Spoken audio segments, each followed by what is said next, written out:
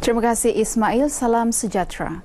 Polis Kontingen Sabah menerusi Jabatan Siasatan Jenayah Narkotik JSJN mencatat kejayaan luar biasa dalam rampasan dan tangkapan dadah pada tahun lepas. Pencapaian tersebut merupakan yang terbaik pernah dicapai.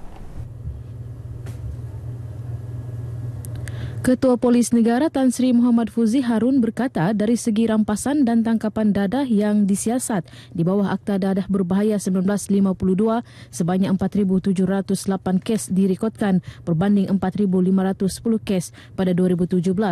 Jumlah itu meningkat 205 kes iaitu 4.93%.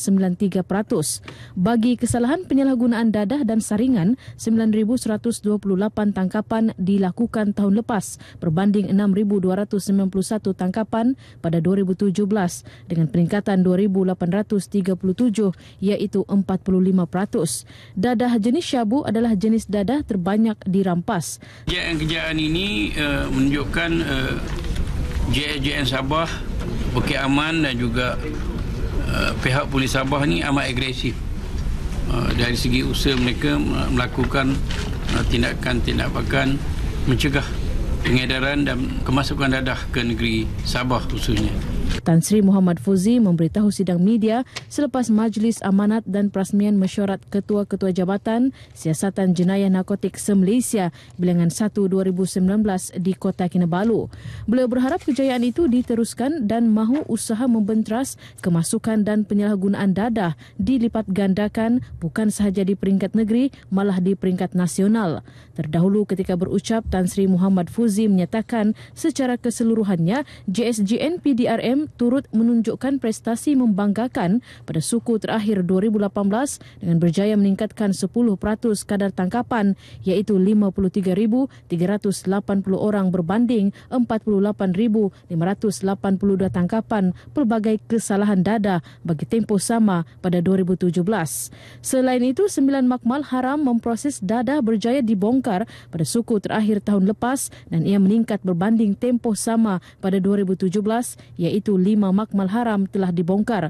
Mengenai mesyuarat ini, Tan Sri Muhammad Fuzi berkata, persidangan berkenaan akan menjadi platform membincangkan pendekatan baharu serta idea yang lebih revolusioner untuk terus meningkatkan prestasi cemerlang yang dicapai JSJN sebelum ini. Ahli-ahli Majlis Daerah digesa memanfaatkan platform media sosial bagi memudahkan interaksi dengan masyarakat, terutama golongan sasar. Ini penting bagi memastikan mereka dapat bergerak selari dengan kemajuan teknologi terkini sekaligus meningkatkan keberkesanan perkhidmatan komunikasi. Timbalan Ketua Menteri Datuk Seri Panglima Wilfred Madius Tangau berkata rakyat perlu mengetahui program, projek dan inisiatif yang telah akan atau sedang dilaksanakan oleh kerajaan untuk kesejahteraan masyarakat. Justru penyampaian maklumat yang tepat, cepat dan berkesan dapat meningkatkan lagi keyakinan masyarakat terhadap ahli majlis daerah dalam membantu pihak berkuasa tempatan. Beliau berucap sempena upacara angkat sumpah dan penyerahan watika pelantikan ahli-ahli Majlis Daerah Tuaran bagi tahun 2019-2020 di Tuaran. Datuk Madius juga menyuruh ahli Majlis Daerah supaya lebih kreatif, inovatif serta memberi idea baharu bagi membantu meningkatkan kualiti pembangunan dan memenuhi kehendak masyarakat selain sentiasa bekerjasama dengan jabatan dan agensi kerajaan dalam menangani cabaran dan tuntutan semasa.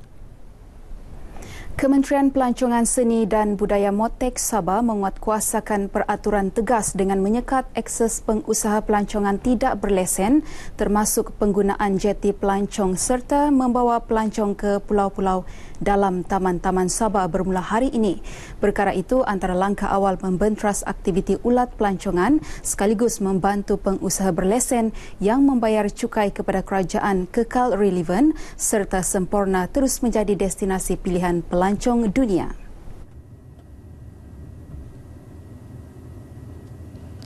Pengarahnya Awang Ahmad Zaki Abu Bakar berkata pihaknya akan melakukan operasi dari semasa ke semasa bagi memastikan pengusaha tidak berlesen dapat mematuhi arahan dan peraturan yang telah ditetapkan. Pihaknya akan membuat sekatan di semua peringkat termasuk jeti pelancongan, Taman-Taman Sabah TTS dan agensi penguatkuasa serta pemain industri bagi melaksanakan perkara itu dengan lebih berkesan. Kita telah menyelaraskan dengan agensi-agensi, terutama khususnya daripada bantuan pejabat daerah sempurna untuk menguatkuasakan agar hanya pengusaha pelancong berlesen di bawah kementerian yang boleh beroperasi di Semporna. Awang Ahmad Zaki ditemui pemberita dalam program sesi keterlibatan pejabat Kementerian Pelancongan, Seni dan Budaya Malaysia Negeri Sabah bersama penggiat industri daerah Semporna. Seramai 150 pengusaha pelancongan hadir dalam program ini dengan pelbagai isu dicadang serta diutarakan mereka agar industri pelancongan daerah Semporna terus berada di landasan tepat. Kebajikan warga emas dan pengidap penyakit kronik khususnya di kawasan Dewan Undangan Negeri Dun Liawan akan terus diambil perhatian. Usaha itu demi memastikan golongan tersebut tidak tercicir daripada mendapat bantuan sewajarnya. Menurut Pembantu Menteri Pembangunan Luar Bandar yang juga anggota Dewan Undangan Negeri Adun Liawan, Rasinin Kautis, beliau sentiasa berusaha untuk memberi perhatian terhadap permasalahan rakyat. Dan sudah tentu sebagai wakil rakyat adalah menjadi tanggungjawab saya untuk membuat ini semua, memastikan permasalahan-permasalahan rakyat khususnya di Dun Liawan ini sentiasa dapat diberi perhatian lah. Rasinin ditemui pemberita selepas menyerahkan bantuan kepada warga emas dan pesakit strok di Kampung Tetiku Skim Pamalan, Keningau. Pada masa sama, beliau meminta masyarakat setempat melaksana peranan dengan melaporkan sebarang permasalahan menerusi saluran yang betul dan bukan menularkannya di laman sosial yang boleh mencetuskan pelbagai spekulasi. Sekian berita dari Sabah petang ini, kembali kepada Ismail di Angkasa Puri. Silakan. Terima kasih Rita untuk perkembangan dari Sabah. Seterusnya kita melintas langsung ke negara